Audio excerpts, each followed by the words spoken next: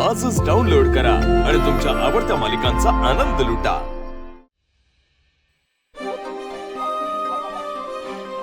काय झालं, नकोय का आईस्क्रीम तुला? असं कसं नकोय? मला तर खूप आवडते आईस्क्रीम. किती दिवसांनी असं बाहेर आलोय, छान निवांत बसलोय. सॉरी यार, माझ्यामुळे आपल्याला वेळच मिळत नाही.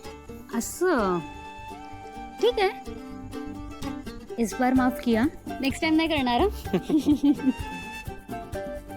असं काही नाहीये रॉकी, तुला हवं ते काम करतोय, एवढे एफर्ट्स घेतोय. आता तुझ्यासाठी फक्त तेच महत्वाचं आहे. संपदा, आतापर्यंत सगळं व्यवस्थित होत आलंय. इंटरव्ह्यू व्यवस्थित गेला पाहिजे बस. जाणारच आहे, मला ना फुल कॉन्फिडन्स आहे तुझ्यावर. तू इंटरव्ह्यू तोडशील. बापरे, थोडशी तुमचीच म्हणजे पाना गँगची तुमची कृपा म्हणावी, बाकी काय. संपदा, हम्म, सगळं व्यवस्थित झालं ना, हम्म. आपल्या दोघांविषयी बोलणार आहे मी काका काकींशी. मी पण चांगला जॉब शोधते, ते झालं ना मग काहीच टेन्शन नाही ना. आणि तुला खरं सांगू का, ॲक्च्युली घरचे तर आत्तापासूनच रेडी आहेत, मग ते विषय काढतायत आणि सगळे खूप खुश आहेत. आता तू फक्त इंटरव्ह्यू क्लिअर कर, मग आपण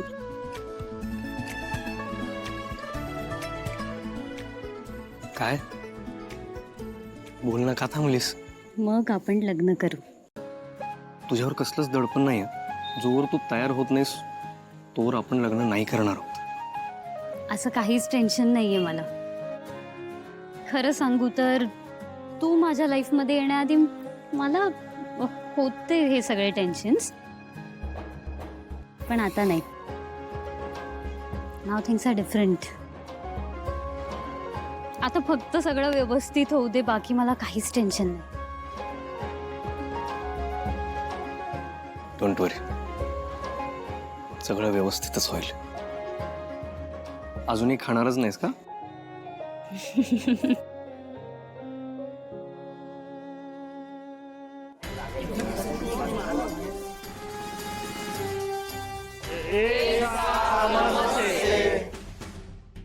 नमस्ते.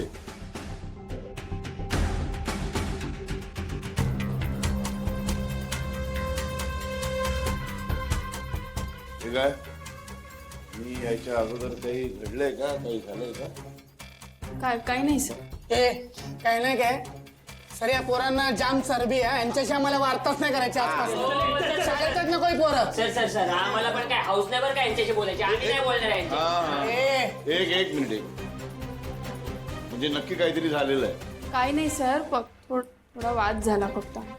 थोड्या वादावरून एवढं भांडण की एवढे वेगवेगळे झालात तुम्ही? सर मोठे म्हणून काय पण बोलणार काय? अरे पण लहान आणि कसं बोलायचं ते पण कळलं पाहिजे ना. शिकवलं नाही कोणी तुम्हाला? एक मिनिट, शाळा ही तमाशा नाही आहे. बसा. मतभेद असू शकतात म्हणून काय भांडायचं असतं का? त्याच्या पाठीमागचा हेतू चांगला आहे ना, ठीक आहे. वेगवेगळी मतं असू शकतात, पण ठीक आहे. चला, आज मी तुम्हाला एक माझी आवडती कविता शिकवतो. गणा, पटकन मराठीचं पुस्तक काढा. कुसुमाग्रजांची कविता आहे, जे तिथे लिहिलेलंच आहे तरी सांगतो. कुसुमाग्रज म्हणजे विवाह शिरवाडकर. शिरवाडकर या नावाने ते नाटक लिहिले, कुसुमाग्रज म्हणून ते कविता लिहिले. खूप मोठे कवी, खूप म्हणजे एवढे की ज्ञानपीठ पुरस्कार मिळालेला होता. हे कवी एवढे मोठे काय आहेत माहितीये, कारण यांचं जे लिखाण आहे ना, हे कालातीत आहे. कालातीत म्हणजे काळाच्या पुढचं. कधी शिळ न होणार, कालबाह्य न होणार. नामदेव, हा सर. सुरू कर. ओळखलं का सर मला? पावसात आला कोणी कपडे होते करदम लेले केसांवरती पाणी. बस बस बस. हा, त्याला असायचं काही कारण नाहीये. शारदा, तुम्ही वाचून दाखव. ओळखलं का सर मला? पावसात आला कोणी, कपडे होते कदमलेले, केसावरती पाणी, शंभर बसल्यानंतर शारदाबाई, बस बस बस बस. मी तुम्हाला कविता म्हणायला सांगितली, पोथी वाचायला नाही सांगितलं. शिवानी,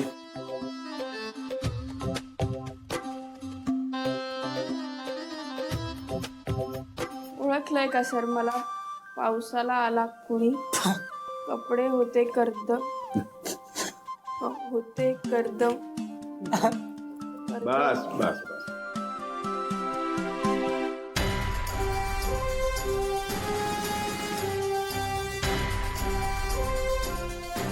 एक साधी कविता धड वाचू शकत नाही आपण.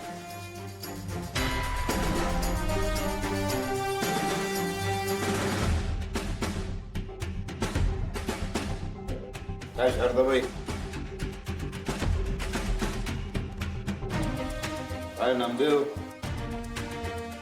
कविता वाचता आली नाही.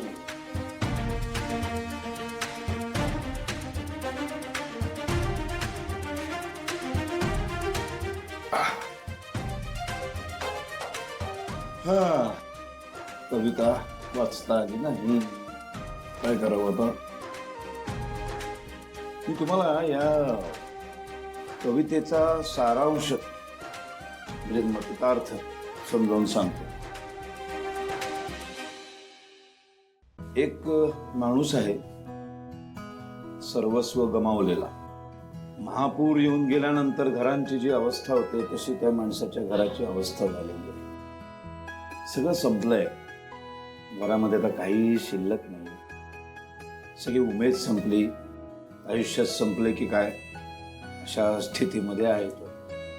पूर्णपणे मानसिकरित्या, आर्थिकरित्या सगळ्या बाजूने कोलमडलेला माणूस. आणि तो आपल्या गुरुजींना म्हणजे मास्तरांना भेटायला. मास्तरांना तो आपली सगळी हकीकत सांगतो, जे काही घडले त्याच्या आयुष्यात ते सगळं सांगतो. ते ऐकल्यानंतर मास्तरांना असं वाटतं की हा बहुतेक आर्थिक मदत मागायला आलाय की काय. म्हणजे खिशामध्ये हात घालतात पैसे देण्यासाठी, तेव्हा त्यांना थांबवतो. तो म्हणतो, नाही नाही मास्तर, मी पैसे मागायला नाही, मला आत्ता ना या सगळ्या संकटातून पुन्हा नवीन उभारी घेण्यासाठी तुमच्या शाबासकीची थाप आली. ती शाबासकी घेण्यासाठी एक शाबासकीची थाप मला पुरेशी आहे. पुन्हा शून्यातून विश्व निर्माण करू शकतो, असा या कवितेचा मतितार्थ आहे.